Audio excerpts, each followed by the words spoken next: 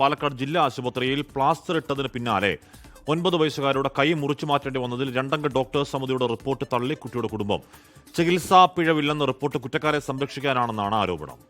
അവരങ്ങനെയല്ലേ പറയുള്ളൂ. അവന്റെ കയ്യിൽ തെറ്റുണ്ടായിട്ട് അവരെ തെറ്റ് മറയ്ക്കാനല്ലേ അവർ നോക്കുകയുള്ളൂ. കാരണം ഞങ്ങൾക്ക് അറിയാമല്ലോ എങ്ങനെ ചെയ്ത് എന്ത് ചെയ്ത്. നമ്മളിപ്പോൾ ഒരു ഹോസ്പിറ്റലിൽ പോണത് എന്തിനാണ്?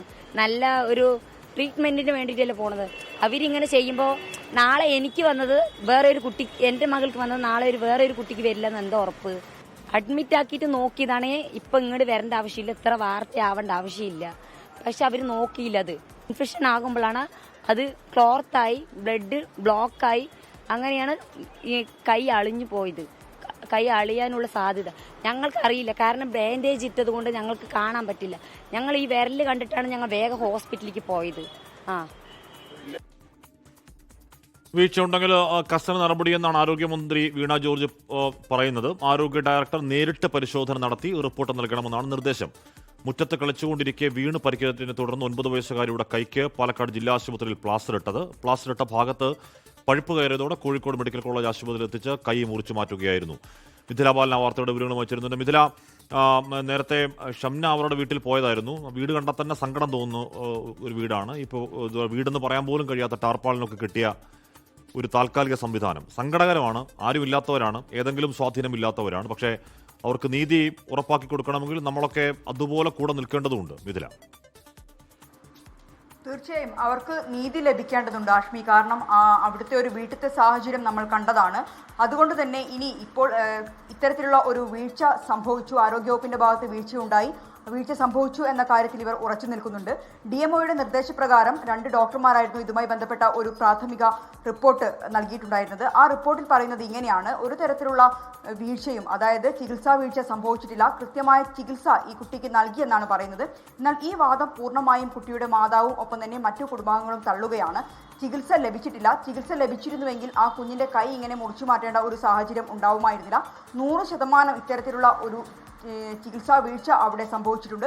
അതുകൊണ്ട് തന്നെ നിയമ നടപടിയുമായി മുന്നോട്ട് പോകും എന്നാണ് കുടുംബം പറയുന്നത്. ഇന്നിപ്പോൾ ഉയർന്ന ഒരു പ്രധാനപ്പെട്ട ഒരു ആവശ്യം എന്നത് ഷാഫി പറമ്പിൽ MP മെഡിക്കൽ കോളേജിലെത്തി ഈ കുഞ്ഞിനെ കണ്ടിട്ടുണ്ടായിരുന്നു.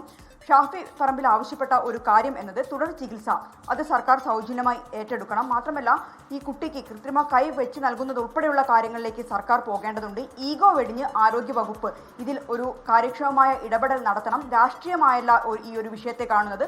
9 വയസ്സുള്ള ഒരു കുട്ടിയുടെ കാര്യം, ആ കുട്ടിയുടെ ഭാവി ഉൾപ്പെടെ മുന്നോട്ട് കണ്ടുള്ള ഒരു നടപടിയായിരിക്കണം ആരോഗ്യവകുപ്പിന്റെ ഭാഗത്തുനിന്ന്, സർക്കാരിന്റെ ഭാഗത്തുനിന്ന് ഉണ്ടാകേണ്ടത് എന്നൊരു ആവശ്യമാണ് ഷാഫി പറമ്പിൽ MP മുന്നോട്ട് വെച്ചിട്ടുള്ളത്.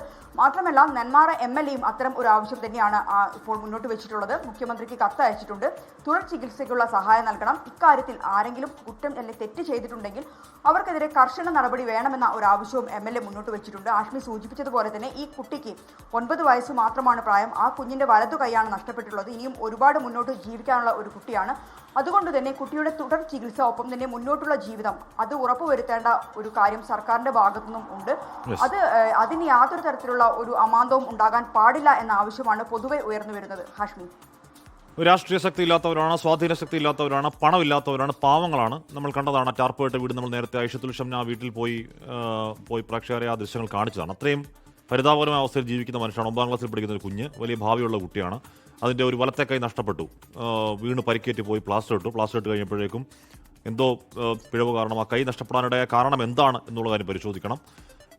കുറ്റക്കാർക്കെതിരെ നടപടി ഉണ്ടാവണം എന്ന് മാത്രമല്ല ഈ കുട്ടിയുടെ ഭാവി കാര്യങ്ങൾ സർക്കാർ നോക്കിയേ പറ്റൂ. ലോകത്തെവിടെയായാലും ഏത് സമയത്തും 24 വാർത്തകളും ഓഗ്മെന്റഡ് റിയാലിറ്റി പാക്കേജുകളും എക്സ്പ്ലെയിനറുകളും വിശദമായി കാണാൻ ഞങ്ങളുടെ YouTube ചാനൽ നിങ്ങൾക്ക് സബ്സ്ക്രൈബ് ചെയ്യാം.